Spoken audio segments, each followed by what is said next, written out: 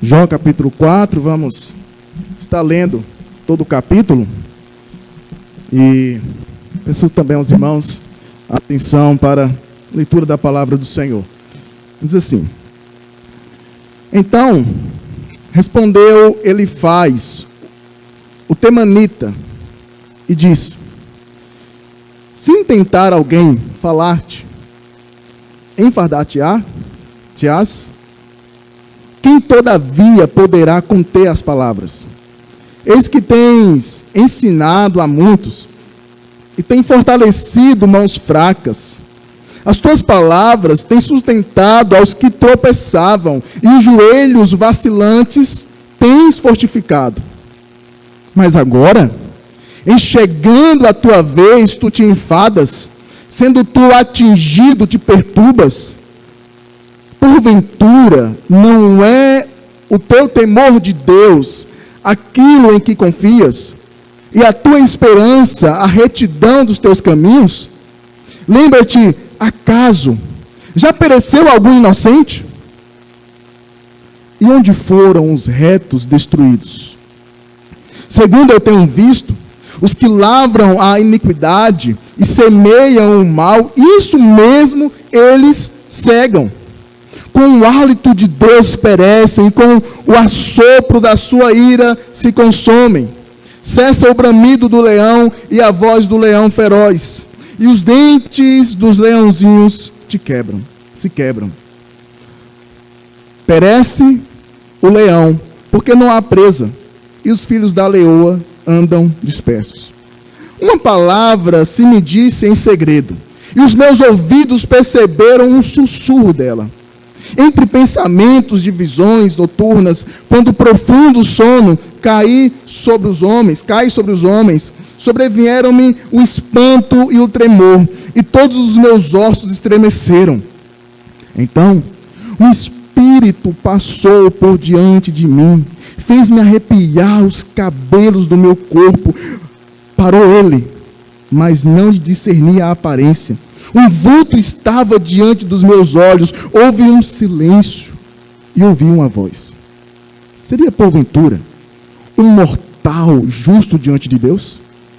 Seria acaso o homem puro diante do seu Criador? Eis que Deus não confia nos seus servos, e aos seus anjos atribuiu imperfeições. Quanto mais aqueles que habitam em casas de barro, cujo fundamento está no pó, e são esmagados como a traça.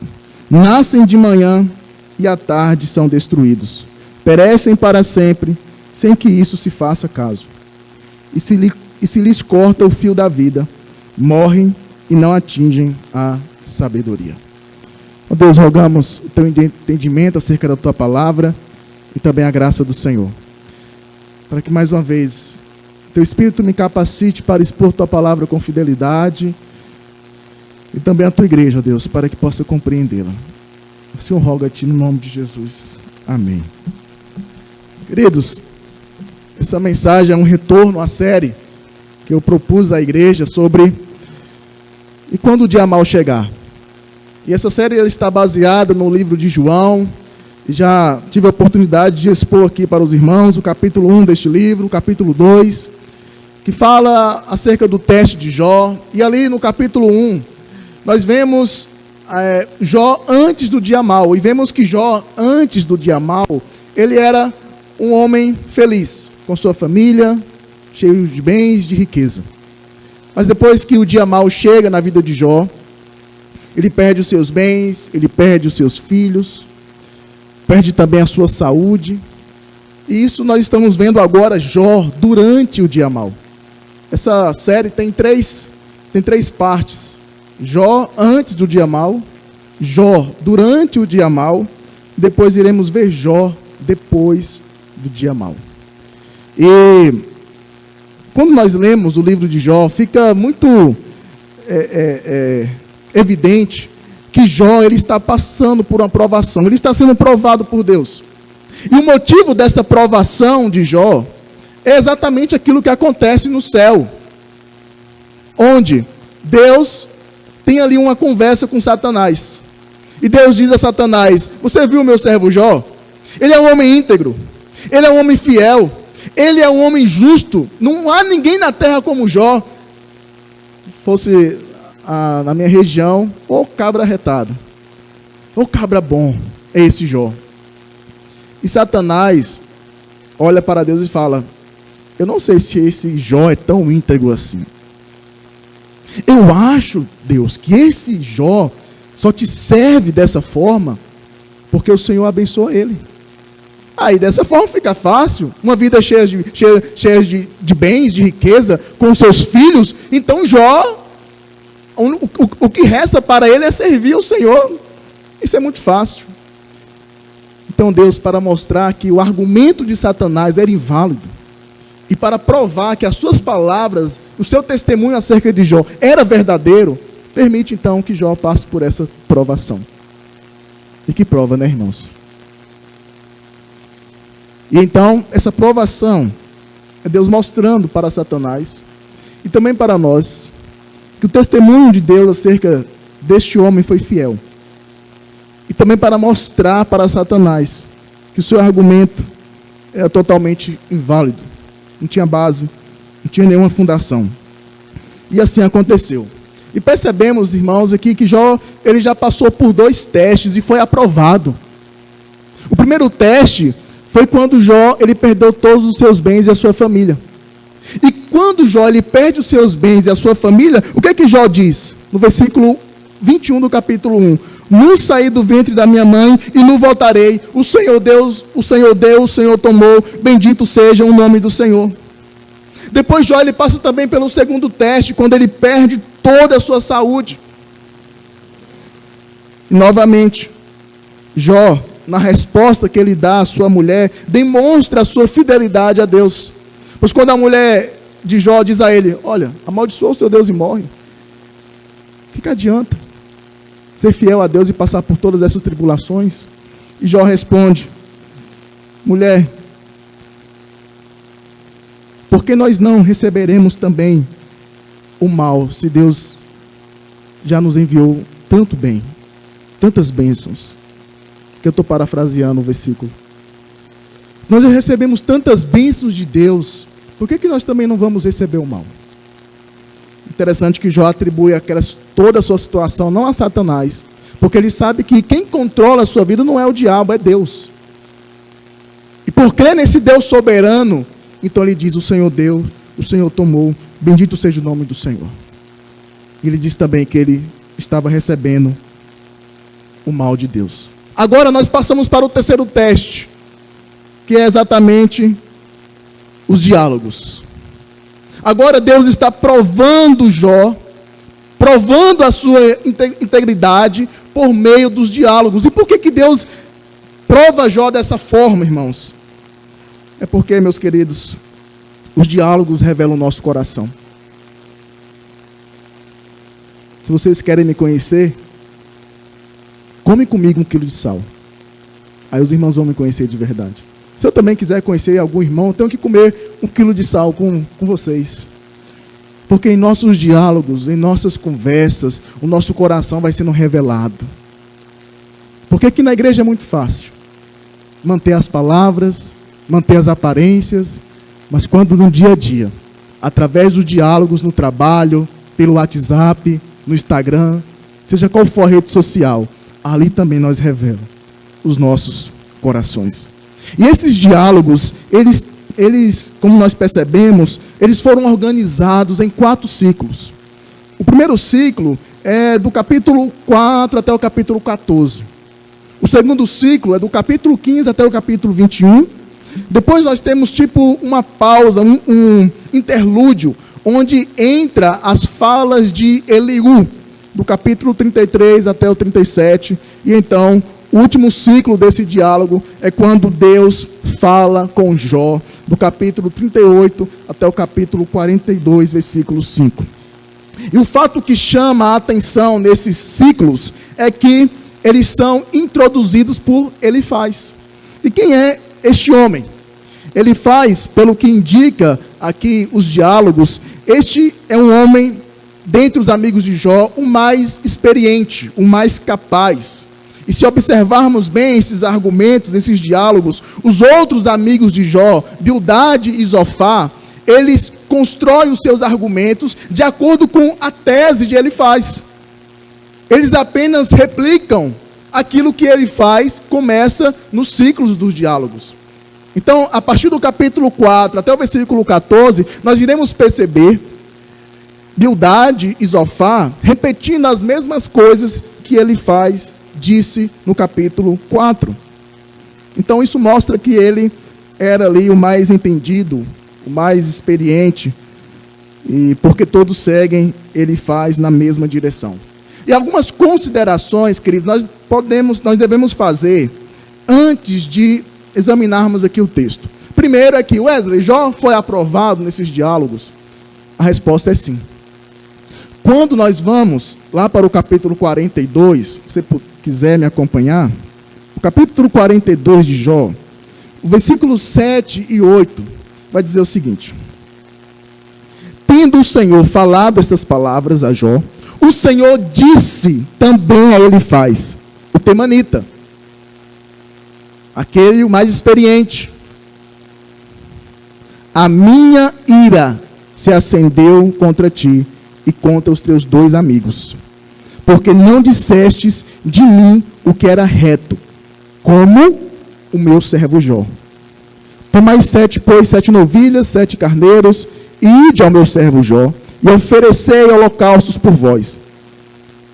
O meu servo Jó orará por vós, porque dele aceitarei a intercessão, para que eu não vos trate segundo a vossa loucura, porque vós não disseste de mim o que era reto, como o meu servo Jó. Aqui nós já vemos que Jó foi aprovado por Deus nos diálogos. Isso nos assusta, irmãos.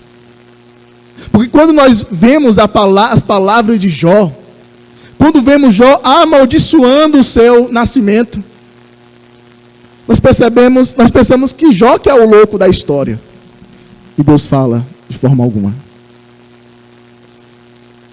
Jó falou o que era reto, e vocês falaram loucuras. Então, antes de examinarmos os diálogos, já temos que considerar isto. As palavras dos amigos de Jó foram reprovadas por Deus. E também Deus repreende, especialmente Elifaz, por causa das coisas que ele falou, não a respeito de Jó, e sim a respeito de Deus.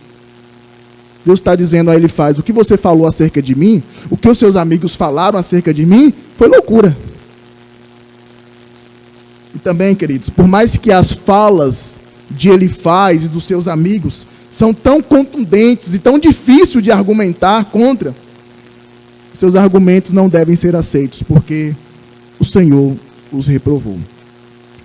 Então nós percebemos que a fala de Elifaz, ela é como uma resposta ao lamento de Jó no capítulo 3.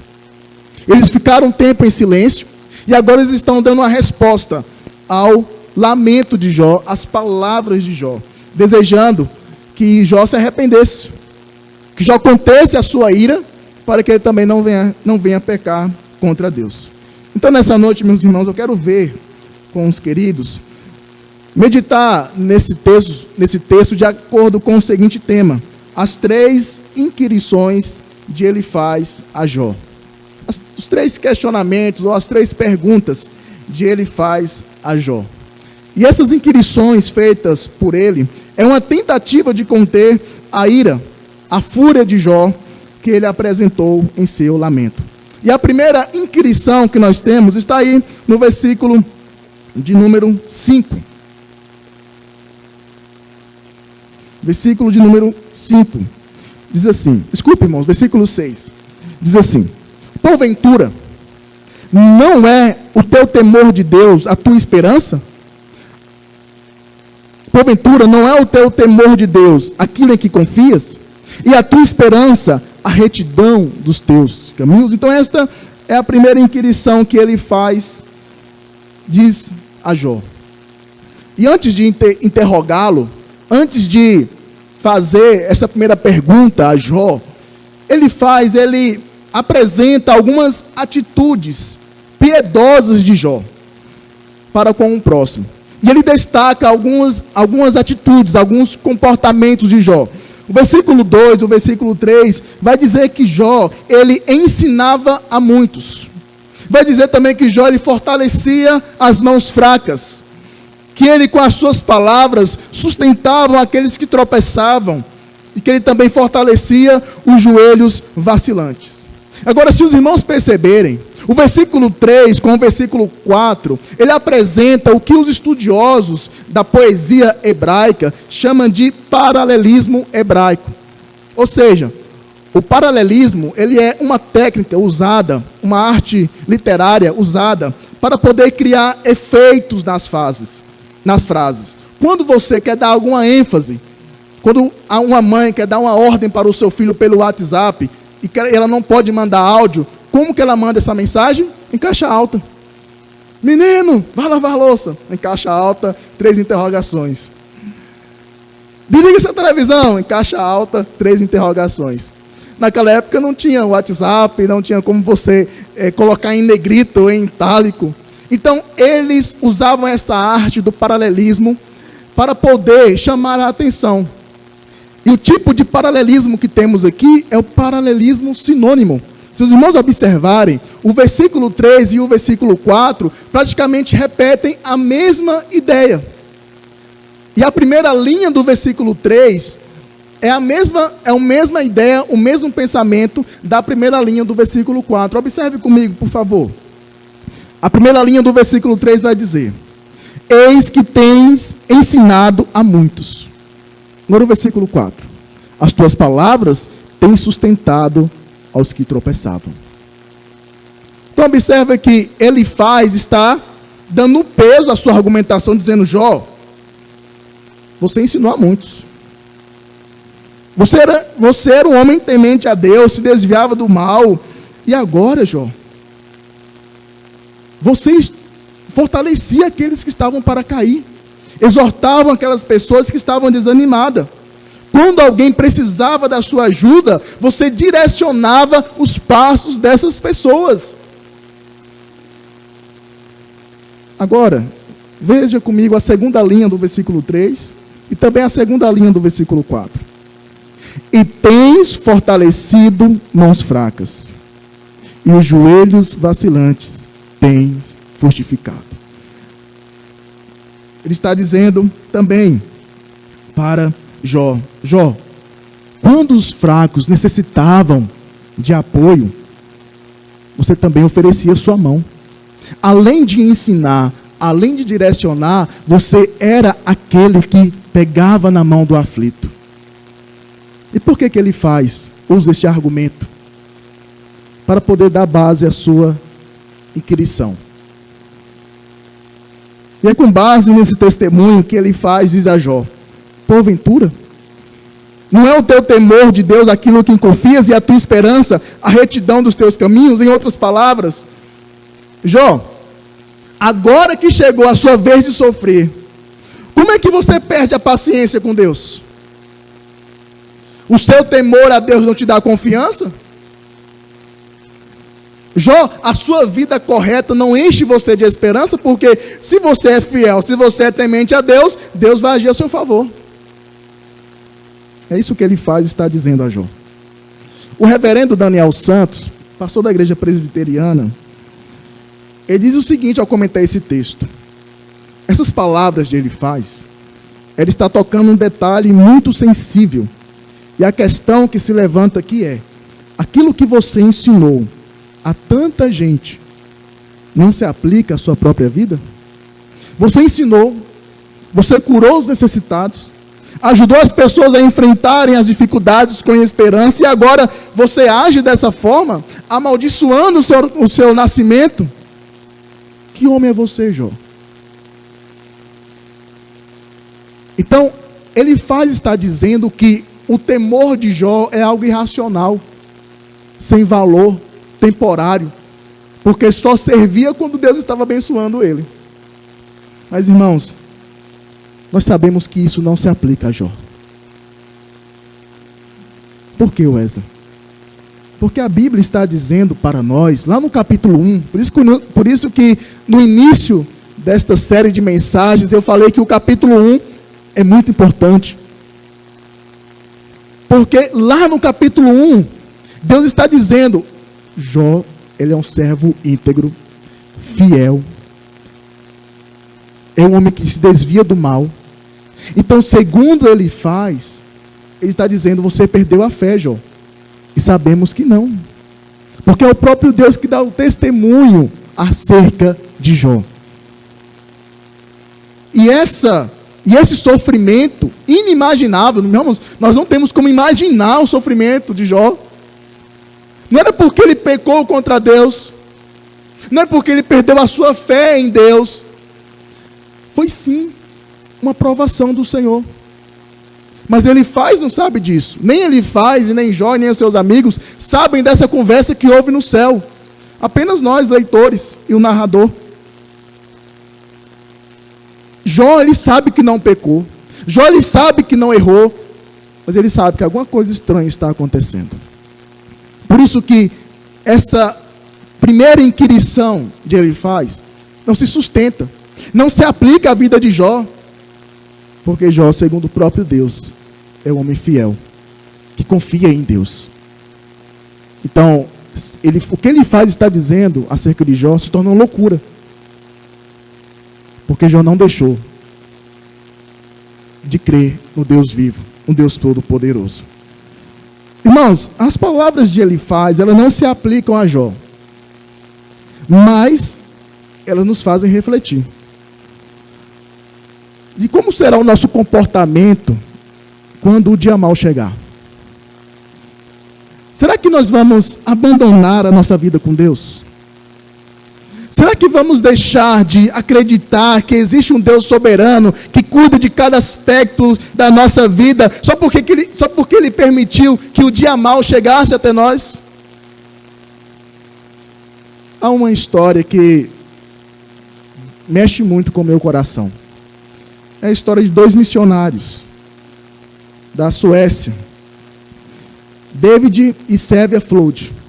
Esse casal, eles receberam um chamado para servir lá no Congo belga. Hoje é a atual Zaire, né? Comunidade de Zaire. E eles chegaram ao Congo acompanhados do seu filho, o David Júnior, e também de mais 2 missionários que foram cumprir essa missão. Só que durante o tempo de serviço que eles estavam lá, cortando mato, abrindo caminho, eles ficaram extremamente enfermos. Então o casal que acompanhava o David e a sua esposa voltaram para a base missionária e levou também o David Júnior, porque ele estava muito enfermo. E o missionário David com a sua esposa falou, nós vamos ficar aqui, porque Deus nos chamou. E a sua esposa estava grávida, mas também ele estava com malária. E essa malária havia se agravado. E durante a estadia, aquela família começou a receber a visita de um nativo, uma criança, que sempre levava algumas frutas para este casal, e quando a Sylvia começava a explicar a palavra de Deus para aquela criança, ela só ficava sorrindo. A única atitude era a risada. Ela falava do amor de Deus, e a criança começava a rir. E sempre ela levava frutos para aquele casal. Aí chegou o dia do parto. A Sylvia, a esposa do David, ela morre no parto. E dá à luz a pequena Ainê. Ainê, depois que nasceu, o missionário David fez a seguinte oração. Por que o Senhor permitiu isso, Deus? Nós viemos aqui para dar nossas vidas. E a minha esposa era tão bonita, tão talentosa, e agora está morta com 27 anos. Agora tem um filho de 2 anos, que eu mal posso cuidar, e ainda esta bebezinha. E depois de 1 ano nessa selva, tudo o que podemos mostrar como resultado é um garotinho da aldeia, que provavelmente nem entende o que temos falado. O Senhor falhou comigo, Deus. As nossas vidas foram desperdiçadas. David lhe apresenta esse lamento. Ele se afasta, abandona o ministério, se torna um alcoólatra, desculpa. E anos depois, a Inê, ela volta para a Suécia na busca de encontrar o seu pai. Mas antes de retornar para a Suécia, ela passa por Londres e lá está acontecendo um evento missionário. Ela já está casada e ela para ouvir o missionário e ela percebe que está lá um homem negro, um missionário, pregando a palavra do Senhor. E conversando com aquele missionário, ela descobre que aquele homem era aquela criancinha que a sua mãe evangelizou.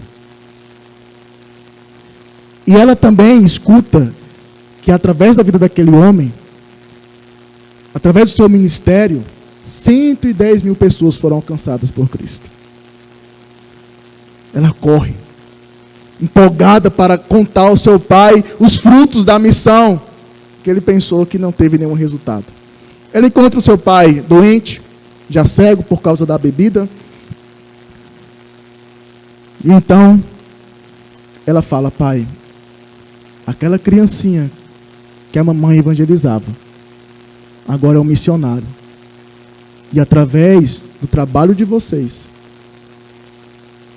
agora renderam um fruto de mais de 110 mil pessoas para Cristo. O David, ao ver aquela história, é quebrantado pelo Espírito Santo de Deus. Se arrepende dos seus pecados.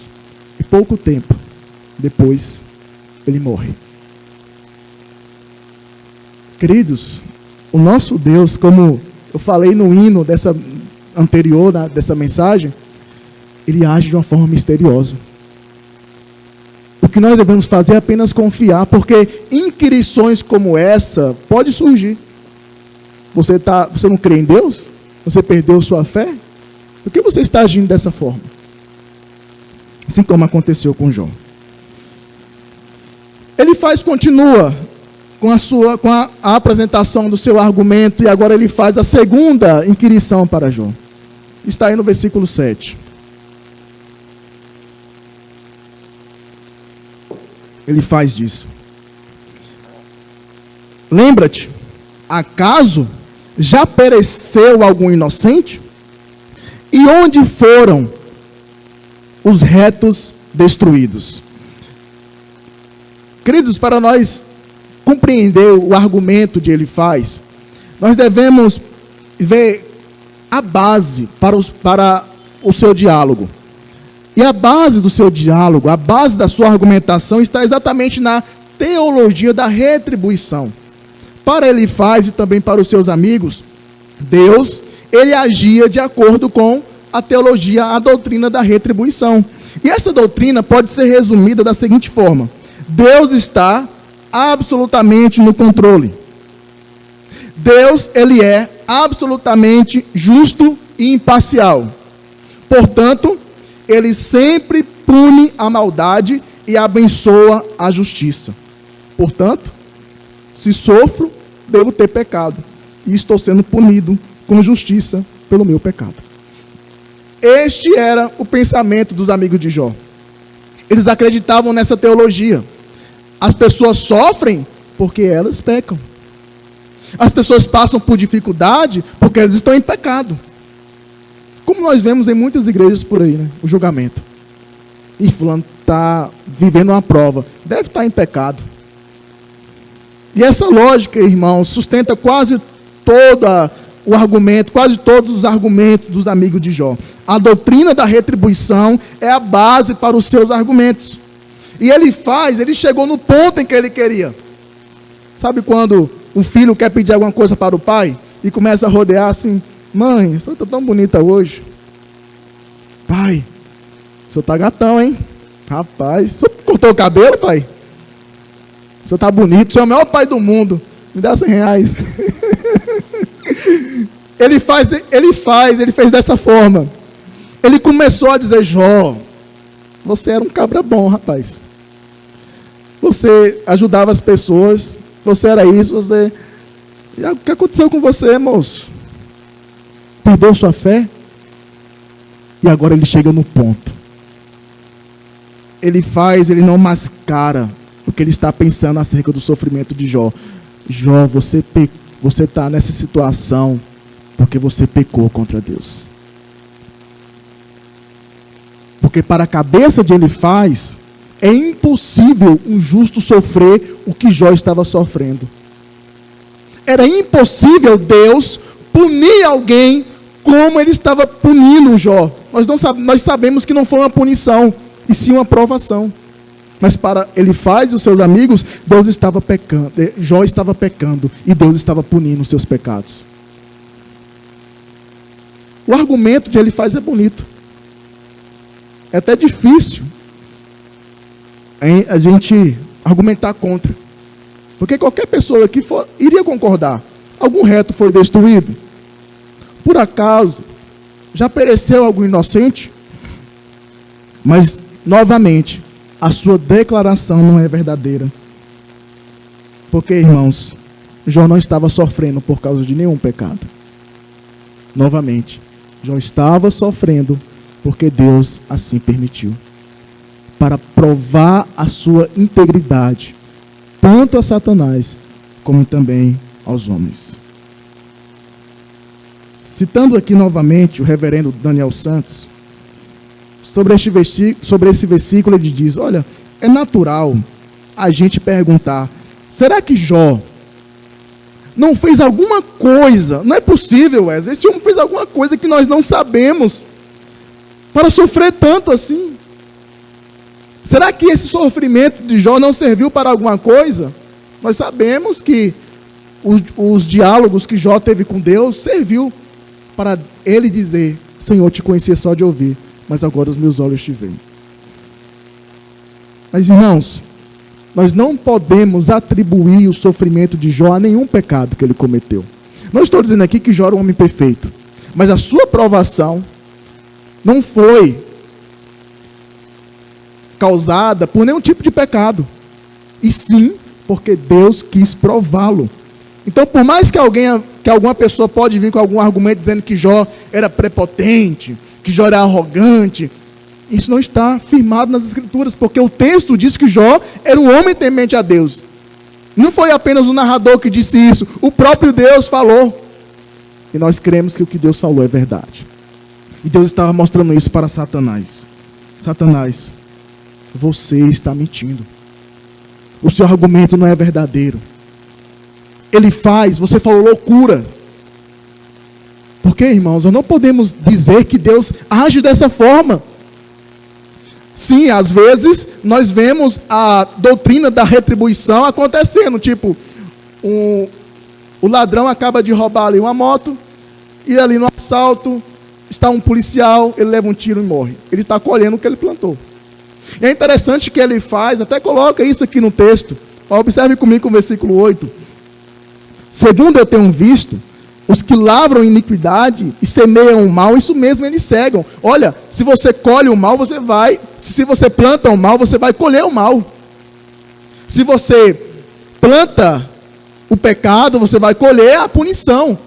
Então, Jó, logo você pecou. Essa é a lógica. Mas Deus não pode ser resumido apenas com essa doutrina. Porque Deus, irmãos, a própria Bíblia fala que Deus, ele prova os seus servos. Assim como ele provou a muitos. Assim como ele provou a igreja de Esmirna, lá em Apocalipse, para ver se de fato eles eram fiéis. Queridos, então nós podemos olhar para esse texto aqui e dizer, você falou bonito, mas o seu argumento não procede. Porque, queridos, há sofrimento sem pecado. Há sofrimento sem pecado. Nós sofremos por consequência desse mundo caído, desse mundo quebrado.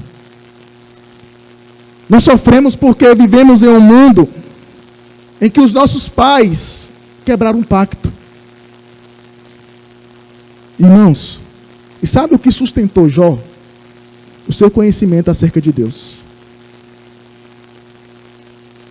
Por que Jó, ele sabia que ele não estava sendo punido por causa de nenhum pecado?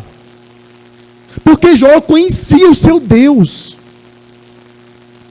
Ele sabe muito bem que o seu Deus é reto, é poderoso, é correto. E Deus também não ia mudar de uma hora, de uma noite para o dia. Porque esse Deus, ele é imutável. E é por isso que Jó continua nos diálogos sustentando: eu não pequei contra Deus. Eu quero saber o que está acontecendo. Algo está acontecendo. Eu não mereço tanto sofrimento, de fato. Esse tipo de provação Jó não merecia. Mas Deus estava provando. Irmãos, a pergunta que se faz quando nós olhamos para esse texto é: no dia mau, o nosso conhecimento acerca de Deus irá prevalecer? Porque diante do sofrimento, irmãos, algumas pessoas têm a atitude de se afastar de Deus, dizendo: Deus não me ama. Por que apareceu esse câncer na minha vida? Por que o meu casamento foi destruído? Por que a minha casa está tão doente? Por que eu estou endividado? Se a minha vida é tão correta, se eu pago em dia as minhas contas, por que, Deus? Como David falou, o Senhor falhou comigo. O nosso conhecimento acerca de Deus não nos permite termos esse tipo de pensamento. Porque se algo acontece em nossa vida, que é do nosso desagrado, o que é que nós vamos pensar? A vontade de Deus, para aqueles que o amam, é boa, é perfeita, é agradável. Se isso está acontecendo na minha vida, o meu Deus, que é soberano, tem um controle dessa situação. E por que as dificuldades, irmãos, nos fazem duvidar de Deus? Por que as dificuldades nos afastam de Deus? A resposta é óbvia: porque nós não conhecemos esse Deus. Porque sabe o que nós queremos? É cobrar a Deus. Deus, olha, eu dou o dízimo, eu vou para a igreja todo domingo, eu estou presente em toda escola dominical, vá anotando aí, viu, Deus? Eu faço tudo isso. E não é por meio, irmãos, da retribuição. Não é só pelo meio da retribuição que o nosso Deus age. Pode muito bem uma pessoa ser justa, ser fiel, ser um membro da igreja piedoso e passar por várias tribulações. Isso não significa que Deus o abandonou. E sabe o que é que nos dá essa certeza, queridos? É o nosso conhecimento acerca de Deus. Porque quando você está passando por essas dificuldades, você bate no peito e diz: eu sei que o meu Deus me ama. Nós não cremos em coincidência, mas aconteceu algo inusitado, interessante. Quando eu estava vindo, agora, o Uber virou para mim e falou: rapaz, você é crente, né? Sou da igreja presbiteriana e tal. Eu estou passando por uma situação difícil. Minha esposa me largou. O negócio está feio para o meu lado. E começou a abrir o coração. Fiquei até preocupado. Ele falava comigo, eu ficava assim, que ele olhava para trás. E na pista, e ele falando. Aí eu falei: querido, o único relacionamento que eu sei que você não vai ter decepção é o seu relacionamento com Deus. Os outros relacionamentos podem nos decepcionar, de fato, decepcionam. Mas o nosso relacionamento com Deus jamais terá falhas, porque o nosso Deus, ele é fiel. Não é fiel a nós, ele é fiel à palavra dele. Porque tudo que está na palavra dele se cumpre em nossa vida. E é por isso, irmãos, que nós podemos descansar, lançar sobre Deus, sobre nosso Jesus, os nossos fardos. Este livro não é sobre Jó. Não é sobre o sofrimento de Jó, é sobre Deus.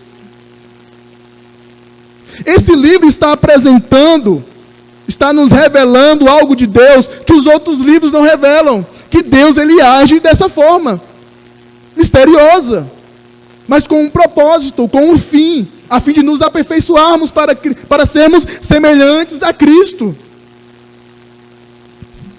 Será que nós conhecemos esse Deus apresentado nas Escrituras? Jó conhecia esse Deus, é por isso que ele não se abala, e é por isso que esses argumentos são totalmente, não se aplica à vida de Jó.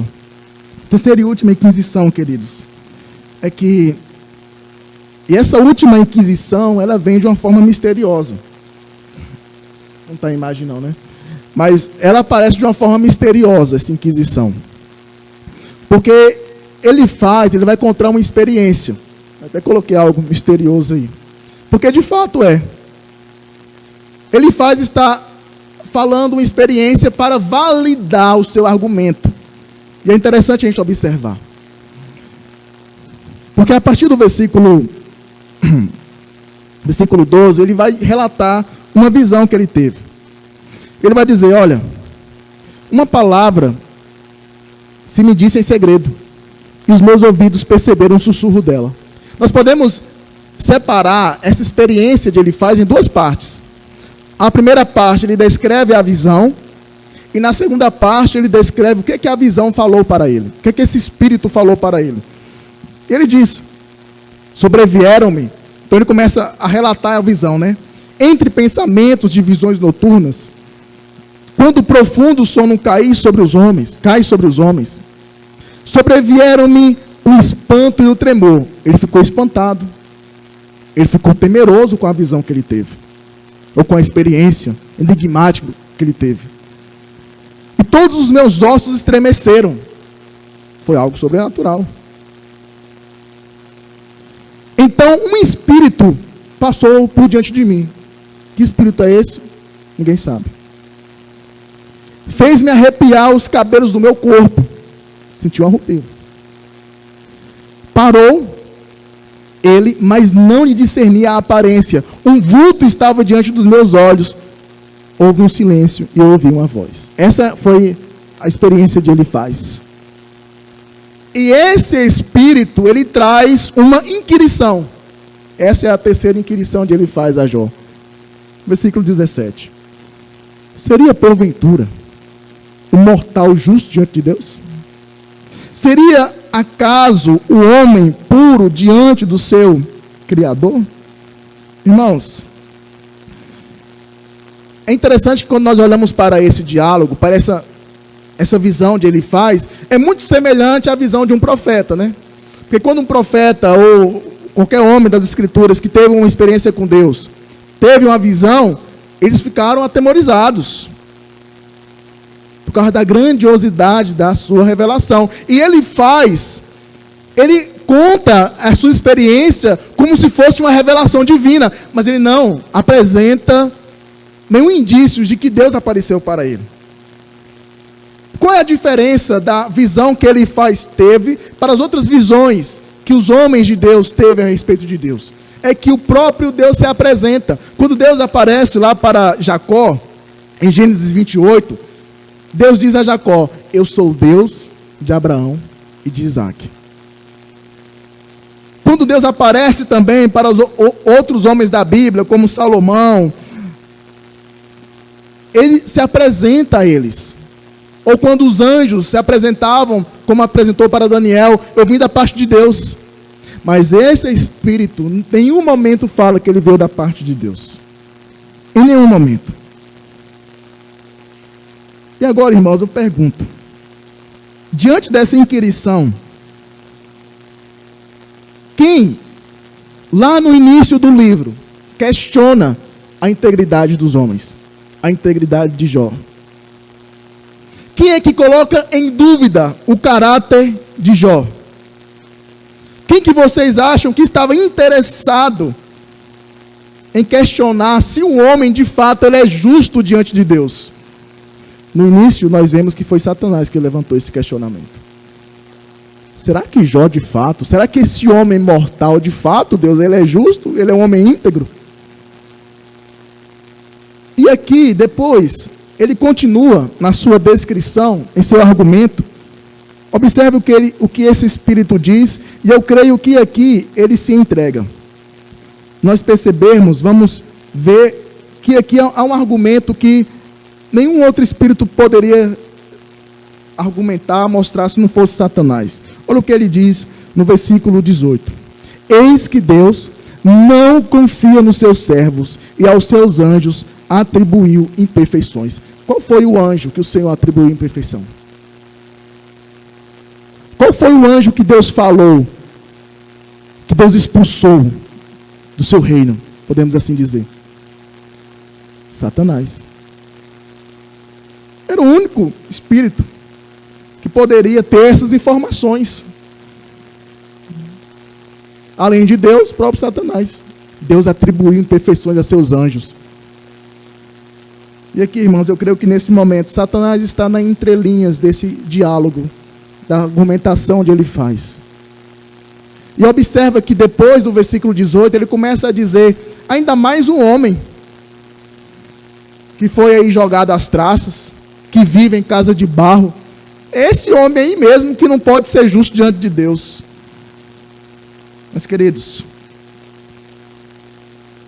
quando nós voltamos para o capítulo 1, nós vemos Deus dizendo, este homem é justo.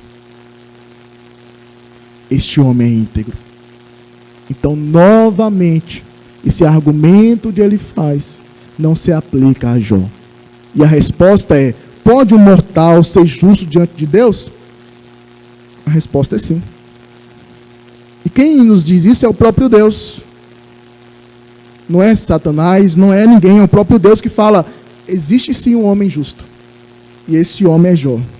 E meus irmãos, nada do que Jó falou, ele faz e responde. O propósito dele faz aqui é questionar Jó, para que Jó se arrependa do mal que ele fez, só que Jó não fez nenhum tipo de mal para merecer aquela aprovação. E fica nesse jogo. Os amigos de Jó acusando ele e Jó mantendo a sua posição diante de Deus. E também em nenhum momento Jó falou que ele era justo. Em nenhum momento as suas queixas nos levam a concluir que Jó estava dizendo que ele era o melhor de todos. Em nenhum momento. Ele está apenas descrevendo a sua integridade. E outra coisa interessante, irmãos, quem atribui justiça a Jó é o próprio Deus. Pois Jó, ele reconhece que ele é um pecador, ele oferece holocaustos para Deus, para o perdão dos seus pecados. Então Jó, ele reconhece que ele é um pecador, mas Deus atribui a ele justiça. E meus irmãos, nós sabemos que as nossas obras não nos justificam. Assim também como as obras de Jó, o caráter de Jó, não era capaz de justificá-lo. O que nos fez justos diante de Deus? Por que nós somos também declarados justos? Não foi por causa das nossas obras, e sim por causa da obra de Cristo naquela cruz. Foi o seu sangue derramado naquela cruz que nos justificou. E nos justificou porque nós fomos escolhidos por Deus.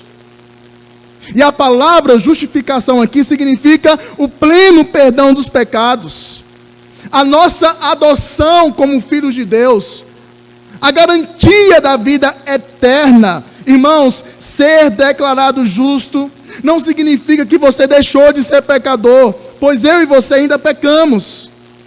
Ser declarado justo significa que aquela dívida impagável que tínhamos diante de Deus e que nos condenava para o fogo eterno, aquela dívida foi paga na cruz.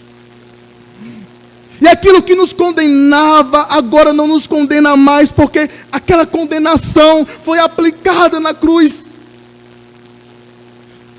Foi paga pelo sangue de Cristo.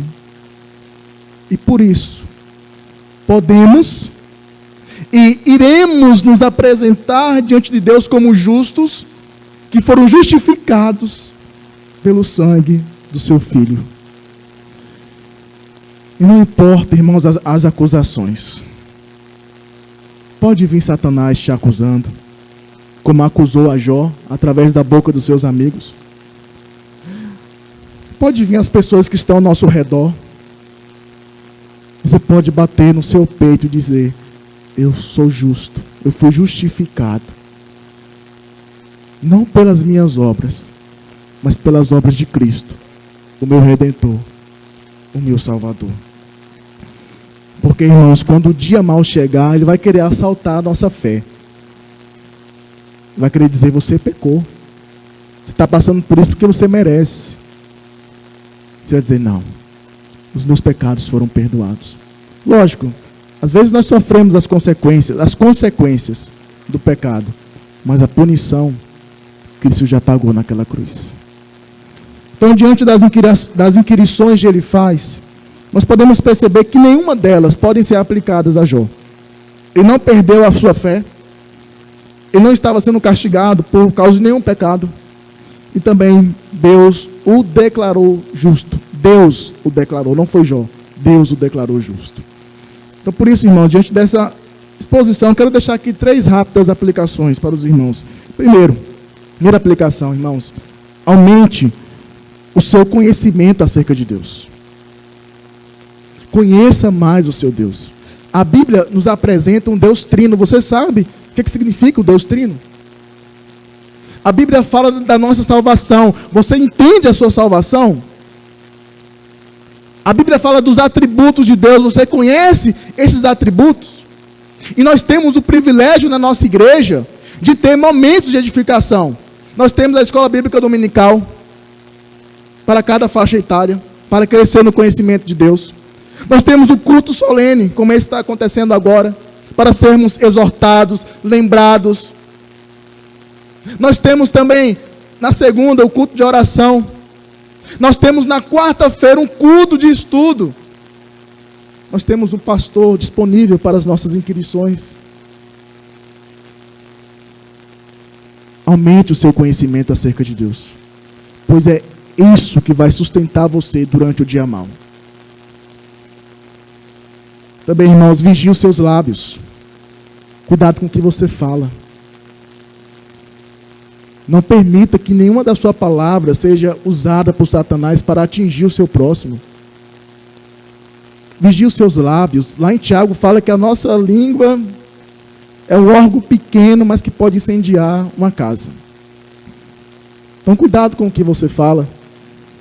Evite também, terceira e última aplicação, evite comentários depreciativos acerca de alguém. Sabe, julgamentos antecipados. Você não sabe o que é que Deus pode fazer com aquela vida. Eu já vi muitas pessoas dizer, não, isso aí é um drogado. Esse aí não serve para nada. Você não sabe qual é o fim da história dele. Assim como os amigos de Jó também não sabiam qual era o fim da história dele. Vamos orar, irmãos. Quero convidar você a baixar sua cabeça e orar de acordo com aquilo que Deus falou ao seu coração. Em qual ponto dessa mensagem Deus falou ao seu coração? Ore acerca disso. E peça ao Senhor a graça e misericórdia.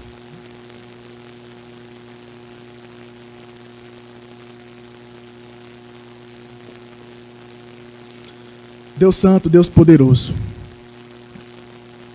Hoje nós vimos, ó Pai, o quão importante é o nosso conhecimento acerca do Senhor. Porque diante das inquirições desse mundo, nós seremos provados, assim como teu servo Jó foi. Mas quem pode nos julgar, ó Pai, se é o Senhor que nos justifica?